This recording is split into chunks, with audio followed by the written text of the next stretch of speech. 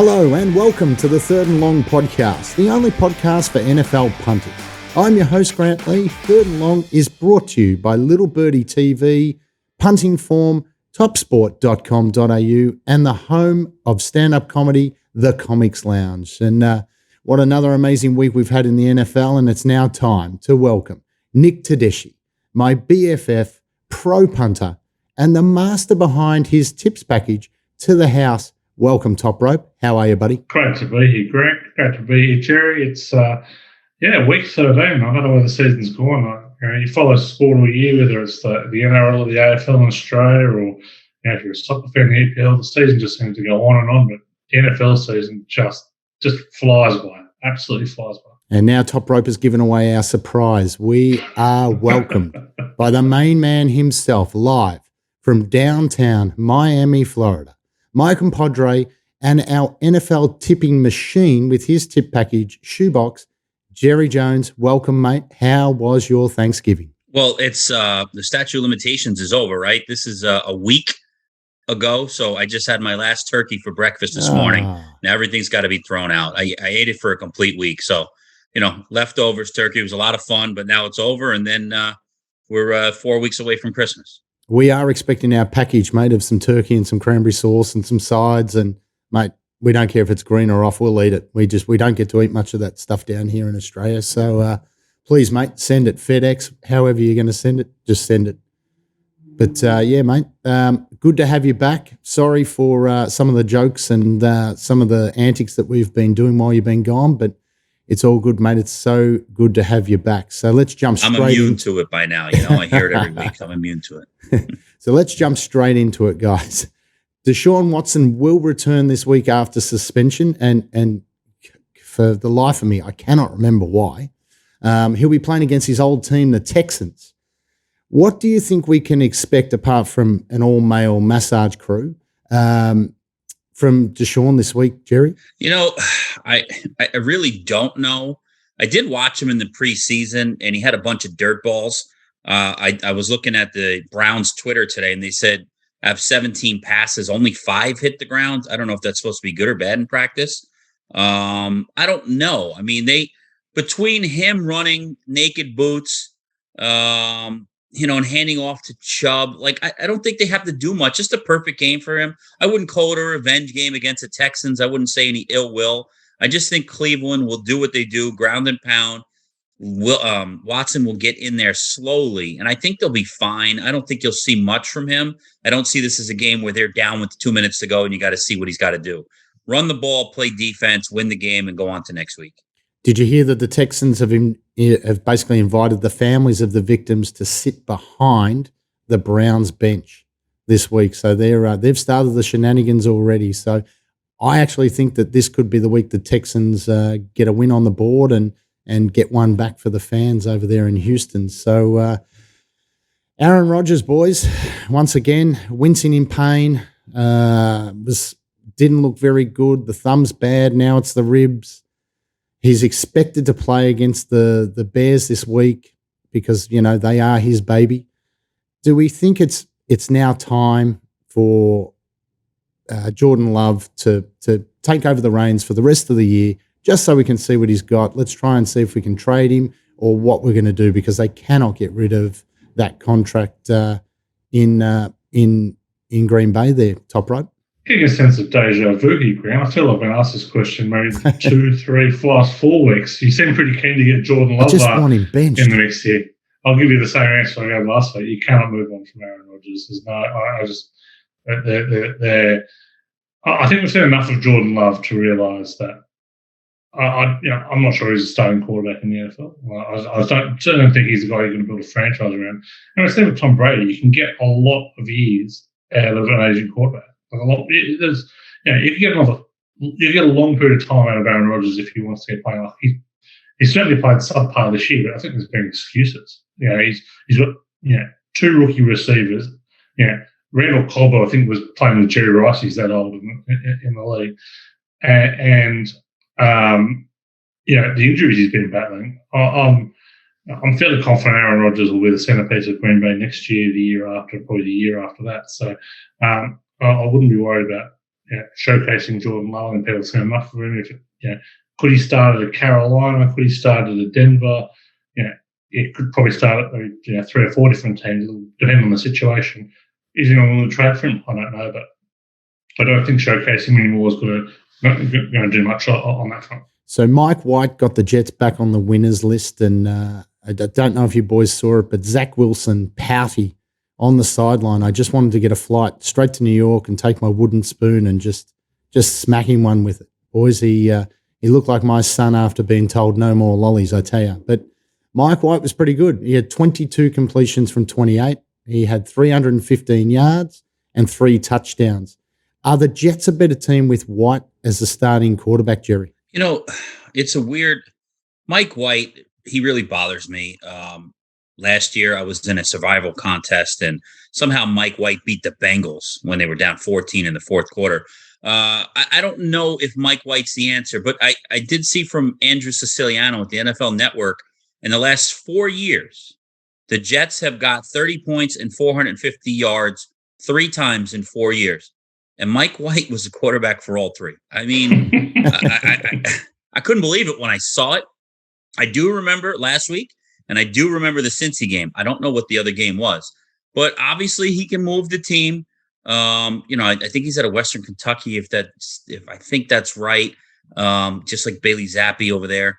I don't know. I mean, you got to give him a chance, though. I mean, Zach Wilson, they had 2 yards in the second half in one game. I mean, that's impossible. So do I know if he's the long-term solution? No, but I know he's the right now solution and this year solution. So they got to stick with him. So Russell Wilson was awful again, which is sad. I'm a big Russell Wilson fan. I hope that he does pick it up and gets better, but he's only scored over 20 points twice this season. Jimmy G has double the amount of touchdown passes as Wilson. Boys, is it time to bench Russell Wilson, Toprope? Look, in a vacuum, probably yes, but there's absolutely no chance going to be benching Russell Wilson. And so it'll be an admission of failure for all they traded away.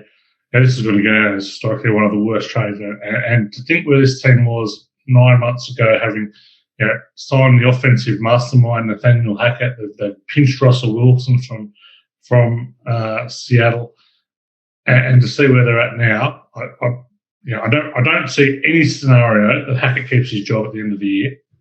When you come in as an offensive mastermind and your team breaks 20 points twice, you're absolutely cast. They're going to be stuck with Russell Wilson for a long time.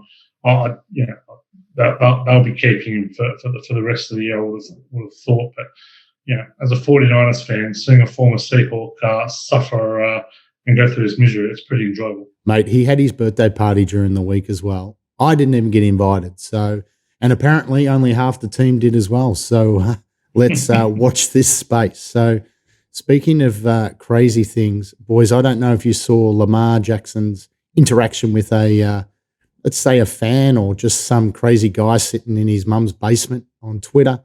For a snapshot of what was said was he basically called him a mother effer. You've never smelled a football field or a locker room. And then he basically told him to go and eat a dick. So it was so well played by Jackson. And, his mum, who's his agent, was very upset. Jerry, is Lamar playing himself out of a massive contract? Yeah, I don't know what that was all about. I followed it. I don't understand why the guy even gave this guy the time of day. I don't know. I don't think the Twitter stuff is going to have anything to do with his massive contract. It all depends on what he does in these last 6 games. They've had some horrible losses. I think they've led in every single game this year. All their losses, they've led by double digits. That Miami game comes to mind. Last week against Jacksonville, the Buffalo game. I just, they have to finish. They're very good starters. They got to finish. And if they make the playoffs and go to, a deep run, they don't have to win the Super Bowl. Let's say they get to the AFC Championship game. His money will be guaranteed. His money will always be there, and this Twitter will be long gone. So Toprope, get excited, mate, because the 49ers have not allowed a point in the second half in 5 games.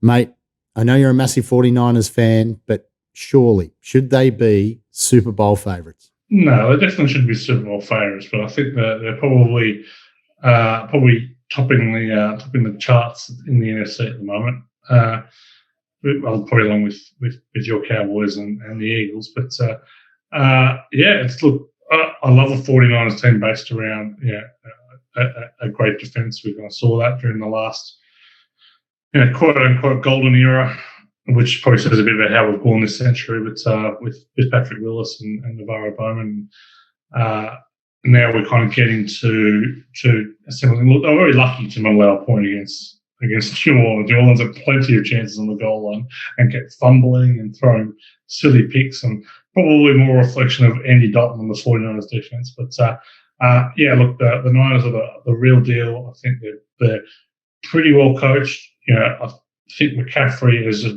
brought variability to the running game that it's just going to open up the 49ers offense. So I think there's a bit more upside in their scoring these days. We haven't necessarily seen it much of late, but the defense is right on song. So I think they are a very good chance to be heading to the Super Bowl. We're keeping a lid on it down in Dallas, mate. We're just one game at a time down there. But, if the playoffs were to start tomorrow, all four teams in the NFC East would be in the playoffs. And this would be the first time in the history of the NFL that would happen. Jerry, surely the NFC East is the best division in football. They're the most balanced. Definitely looks like it right now. I think the Giants are frauds. Cowboys and Eagles are for real. So those top two I would put up against anyone. So, yeah, you'd have to say they are. Some of these divisions are out and out crap, and there's just, nothing going on in them. So you'd have to say right now that it is. And I just really think it's a shame that either Philly or Dallas are going to have a road game week one, maybe against an under 500 team. It's just not fair. That's possibly what can happen. That winner of the South, whether it's the Bucs, who will struggle to get to 500, but they're almost like a lock to make the playoffs because everyone else stinks. So, you're going to see one of those two teams go on the road, and it's just going to be a shame. If right now the season ended, who have you got as the MVP for the NFL? Yeah, I'll probably change over the last couple of weeks. I've got to be with Patrick Mahomes. I think he's just done a very good job with. He lost Tyreek Hill. He's potentially going to catch for 2,000 yards this year. That's a huge weapon to lose. There's absolutely no doubt about that. He's deep odds on. Clear pick for me, and I've got him ahead of Hurts, who I think is the split between his home and road is different enough for me to want to be with Mahomes. Allen's obviously gone out the back door. Tua, I guess, has been the big shot. It's got to be remembered when we were trying to trade Tua, and get Deshaun Watson, a year and a half ago. So it's been quite a turnaround, and obviously the coaching change has reinvigorated him. But he also suffered some pretty bad concussions earlier in the year. And for him to be on the third line of betting is quite astonishing. So here's a crazy stat for you, Jerry. On the weekend, it was the first time that a Tom Brady-led team lost a game with a 7-point lead with under 2 minutes remaining. He was 218-0. Do you think Tom Brady will play on next year, Jerry? I don't think so. I think that divorce was the final nail in the coffin there. I think he'll just ride off into the sunset. But, who knows? I mean, the team is still pretty good. If he can get his offensive line fixed, that's the thing with him. He needs that offensive line fixed. All those injuries there were killing him, But I see this as being his final year. I don't see – there's no reason for him to go out there again. But who knows? I can't speak for him. I'd like to see him retire, and I'd like to see something move on from that. But I don't have any inside info. Amazing work, gentlemen. Let's take a quick break, and we will be back to Take It to the House.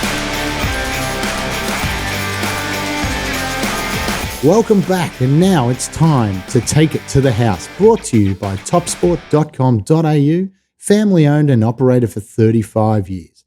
Bet with a bookie you can trust, bet with topsport.com.au. So, Toprope, take us into the bookie wrap, mate. Put your headphones on and start spinning that disc. We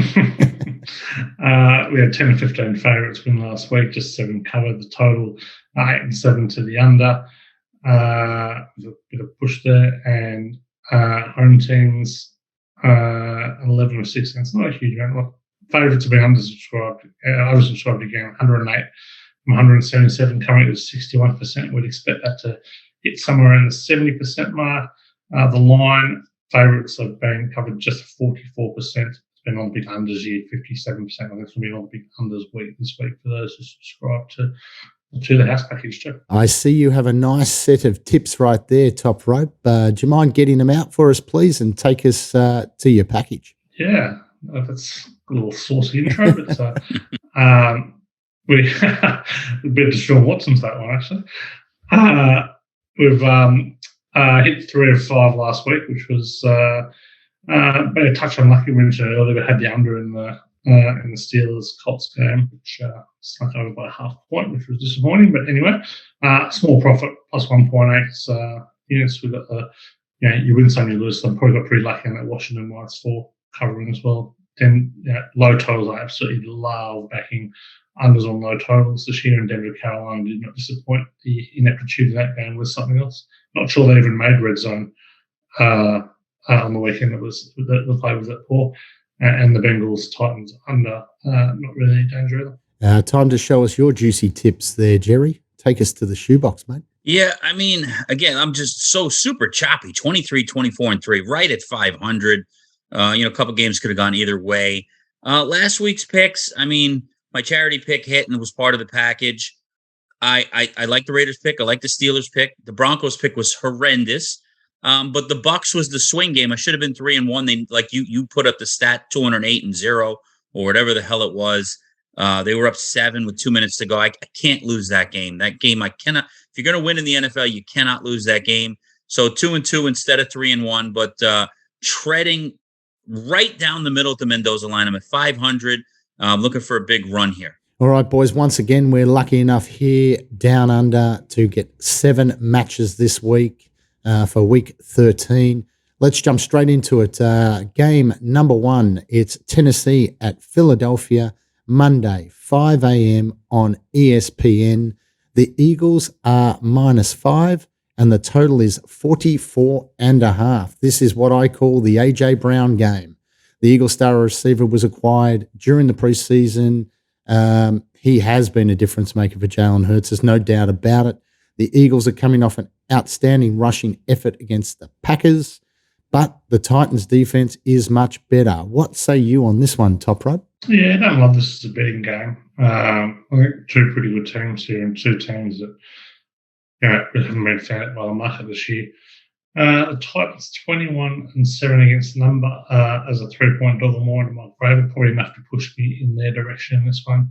Hurts is a much better quarterback at home, but they've built their bone. They've made their bones on the run this year, and Tennessee are fantastic at stopping the run. So, leaning towards the Titans here. Look, I've been against Philadelphia all year. It's been a costly exercise, so take it with a grain of salt. But leaning towards the Titans here. Let's jump into match number 2. It is Denver at Baltimore, Monday, 5 a.m. ESPN. The line, Ravens -8.5. The total is 39.5. So, boys, the Ravens lost in stunning fashion last week. The Broncos are lifeless on the offense. Lamar Jackson should be able to pick his spots against the defense. The Broncos have averaged just 12 points per game in their last 3 losses, and the defense has forced just 2 turnovers in that stretch. Where's the play on this one, Jerry? All right, so this is, I'm breaking some news here since you gave me this game. This is my charity pick, so foreshadowing. There's a lot of points going to be scored in this game. I mean, it's so hard to say with Denver averaging 12 a game, and every one of their games just seems to go under. I just remember that 11-10 game against the 49ers. I think Baltimore, being a 9-point favorite, will jump out in front. I think Denver's going to have to go hurry up. They're going to have to do something different. They got rid of Melvin Gordon. They got the corpse of Lamont Murray running around out there. He can get his 3-4 yards, but he's so damn slow. They're going to have to throw the ball all over the place. They're going to have to keep up with Baltimore. I really love over 39.5 points here. Perfect, Jerry. Thank you. So let's jump straight into the third match. It's the New York Jets at Minnesota, Monday, 5 a.m. on 7 Mate. The Vikings are -3, and the total is 45. The Jets got back on the winners track with Mike White at quarterback. The matchup between Justin Jefferson and Sauce Gardner is going to be worth the price of admission. So who are you backing on this one, Toprope? Yeah, again, not a huge confidence game for me here, but I will say I do have a bit of Mike White fever. So the Jets are averaging 28 points per game with Mike White in the centre. Cousins 16, 29, and 2 against the number of a win. Very inconsistent. Going to lean towards the Jets here. Not a huge amount of confidence, but I'll bet them small. Thank you. So let's head to match number 4. It's LA Chargers at Las Vegas, Monday, 8:25 a.m., 7 mate. The line is Chargers -1, and the total is 50. So, look, the Chargers won a wild game between the teams in week 1, and the Chargers have given up at least 157 rushing yards in each of their past 5 matches. The Raiders have won 2 in a row now and are 3-1 as underdogs this season. Who have you got, Jerry? Yeah, I hate this pick, but it's going to be the Raiders. This was that infamous game last year that almost ended in a tie where both teams would have made it, and then both coaches screwed it up, and it's just a nightmare. The Chargers are so banged up on defense. It's just so hard to bet them. They're missing so many guys. Josh Jacobs ran wild last week. 300 total yards from scrimmage, which was insane. I think they'll be able to do more of the same. They'll play keep away from Herbert. I don't think they have an answer for the Raiders' run game, and I don't think they have an answer for Devontae Adams. I would like over if it was not for Brandon Staley. He has a knack of keeping these games under somehow, with not kicking field goals, going for weird 4th downs. But I'm just going to stay safe and go with the Raiders +1. Not a huge confidence game, but that's the side I would play here. So match of the week in my mind, it's match number 5, Kansas City at Cincinnati, Monday, 8:25 a.m. ESPN. The line, Chiefs -2.5. The total is 53. This, boys, I cannot wait for this. If the Bengals do have a win, that'll put them back in the mix for a home field advantage in the AFC, I personally think. They've won the last 3 games without Chase, which is quite amazing. The Chiefs are road favourites, and they're 3-1 this season as a road favourite. Given what happened in the AFC Championship last year, this game is going to be massive. Who should we put our dollars on this one, Toprope? Yeah, you're going to play a couple of options in this game. Leaning towards the Bengals, giving the 2.5 at home. Just a fun little stat about Joe Burrow. Covered 15 of his last 18 games as a starter. He is absolute cash money as a starting quarterback.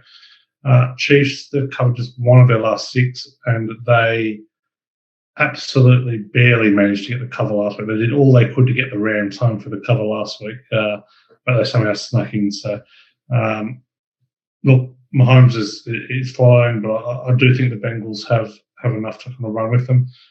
I also think this game's going to be a lot lower scoring than the total suggests. 52.5 here, big number, high confidence play. In the 26 games where there's been a road favourite of less than a field goal this year, the under is hit in 21. 50 and 22, the under. There's a road team as favourite overall this year. Big under spot for the Bengals. They've gone under the total in their last 6 against 10 with a winning record. Chiefs have gone under 4 or 5 off a win. I am going to go the under 52.5 here. Outstanding. Thank you, Toprope. And this is going to be the match of the week in my household, I tell you. It will be rocking.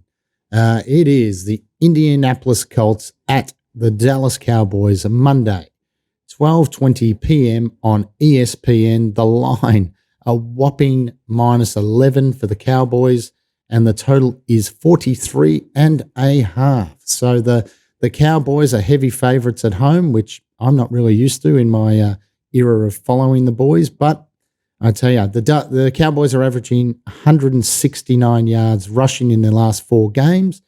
The Colts have shown fight with their interim coach, Jeff Saturday. But can they get it done against the Cowboys, Jerry? No. That Eagles game, they really had to win that game. I cannot believe they let that game get away. Eagles against the Colts a couple of weeks ago. That was like their Super Bowl. Saturday came out. He won his first game and he was looking to go 2-0 and be the fairy tale ending to the season. But now they're getting close to being eliminated. Matt Ryan, again, I guess it's the right move to go back to him. He gives you a better chance to win. But if you just sneeze on him, he fumbles or gets sacked. He falls down. He's so brittle. He's so slow. He's so turnover prone. I can't imagine what Micah Parsons and the boys are going to do to him, especially if Dallas gets up a couple of points. If Dallas gets up 7-10, you can forget this game. Indianapolis, totally overmatched. You're not going to make a lot of money laying double digits in the NFL. And I usually just pass these kind of games, but I really, really like Dallas to roll over Indianapolis. I mean, this could be a 21-point blowout. I mean, I just see it that way. Well, we just lost all the Matt Ryan fans, so thank you for that, Jerry. Borco, cue it up, son. Let's get ready for Monday night, match number 7, New Orleans at Tampa Bay, Tuesday, 12:15 p.m. on ESPN. The line is Bucks -4. The total is 41 points. These two teams, are going to be fighting it out in another division game. My man Tom Brady, can he get back on the winner's track? The Saints have been a thorn in his side, and in the last 3 years, the Saints have won 6 straight against Tampa Bay. Where's the love on this one, Toprope? Well, the love probably isn't with the schedule makers. They probably thought they were doing ESPN a favour by giving them this game, and it's turned out to be an absolute stinker, even though it probably is a division title on the line in this one. Completely unappealing game. I have zero idea on the side here. I have no idea why they are refusing to go back to Jameis. I think we've all seen more than enough of Andy Dalton throughout his career. Talk about a player with limited upside. He's just Matt Ryan light. I think the safe bet here is the under. The under's hitting 11 of 14 games between these two in Tampa Bay. It's hitting 10 of 12 when the Bucks are off a loss. 4 straight when they play a team with a losing record. The Saints are off being shut out. They've gone under in 10 of 14 division games, 11 of 14, or scoring 15 or less. Backing the under in this one. Thank you, Toprope and Jerry. Once again, amazing insight into the NFL. And for everyone listening out there, head to the Little Birdie Live, head to the Little Birdie shop, and you can find the tips from the boys. You can find Jerry's shoebox, and you can find Topropes to the house. It's available $22 a week. It's nothing. It's a couple of cans of Coke and a couple of coffees. Seriously, guys, if you are into your NFL and you want all your friends to think that you're a master, like the two gentlemen that we've just had, follow the boys because they know everything about it. So, Toprope, how are we looking for Super Bowl, mate? Has anything changed in the last couple of weeks? You see the 49ers have been a big shortened into $7, third favourite now, and it probably surprises me shorter than Philadelphia to advance to the Super Bowl. Miami into $17, $6 of betting, quite astonishing. Really, it's been probably the story of the season as far as I'm concerned in terms of a rise from the ashes there.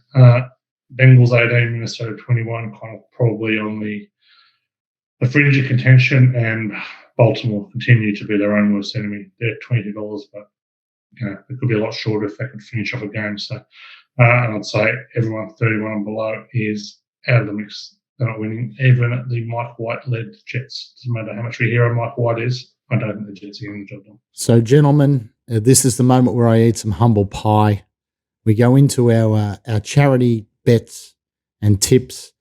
Boys, I'm on a losing streak. I have not been this dry since I was in year 12, mate, and couldn't get a date and couldn't get a girl to want to take me out for a coffee. I tell you, I don't know what to do, Jerry. I'm going to need some help, mate. How did you go in week 12? Well, I was opposite someone on this list. One of the other 3 people had against me. I was fairly lucky. Overtime, it was a weird, strange game. I liked my chances. The odds of that landing 3 in overtime, I did not expect to win that. But we went head-to-head, and I came out ahead. So I'll take it. I've been on the opposite run of you when it comes to the charity picks. I've been hitting a bunch in a row. So for our radio listeners there, Toprope, who did you have?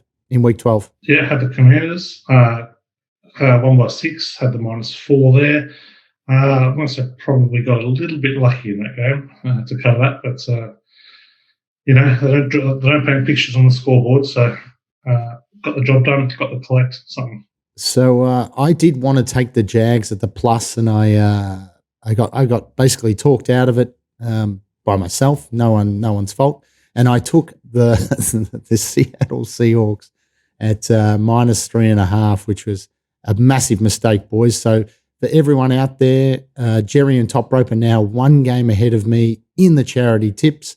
So I need to bounce back, and I've gone to the Giants at +3. And please, Giants, please help me here. Jerry, who have you got there, my friend? So we hinted on it earlier. I'm going over Broncos, Baltimore over 39, and our quarterback that had no one go to his birthday party. Maybe next year at this time, he'll get 75% of those guys to visit. But yeah, I'm going with over 39 in that game. So Toprope, what's your pick for this week? Going the under in the Commanders-Giants game, under 40.5. A lot of under angles in this one. In particular, the Giants gone under in 16 of 18 home games, and we mentioned earlier in the show, road favourites of less than a field goal in 2022. The under is 21.5, so under for me. So for everyone playing at home, the two boys are 7-5, and I am 6-6. Quite disgusted, to be honest. But anyway, let's jump straight into our third and long ankle breakers competition. Once again, T. Woodlock has won again. We may have to get this fella on the show, I'm telling you. He won. He basically tipped the Eagles by 7 points. Congratulations, mate. Amazing effort. So the match this week, guys, is the Indianapolis Colts at the Dallas Cowboys, Monday, 12:20 p.m. on ESPN. Basically, to enter, you have to pick which team will win and by what margin. So if you were asking me, I would say the Cowboys will win by 69 points this week. So I'm going to put that on my socials, and make sure you tag all our socials as well. Twitter, littlebirdie.tv, third and long TV.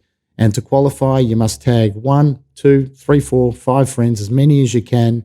Enter, only enter once, please. And good luck, boys. So, guys, it's that moment where we take our NFL capes off and I go back to the real world of being a father and running a comedy venue and don't get to talk about NFL because no one wants to talk about anything else but the World Cup. But thank you, boys. I appreciate you and your insight once again. And that's a wrap for our 13th show of the year, if you can believe it. So remember, ladies and gentlemen, go and head to the littlebirdie.live, subscribe to the boys' tip packages. You'll find that in the Little Birdie shop. If you haven't already followed us on YouTube, please do that because we would love you to the end of the earth. You can find us on Apple Store, Spotify, SoundCloud, wherever you listen to your podcasts, and be sure to follow us on Little Birdie TV, Third and Long TV, on Insta and Twitter. And remember, for all your NFL action, head to topsport.com.au. Invest wisely, punters. Enjoy week 13, and God bless you. We'll see you soon. Thank you.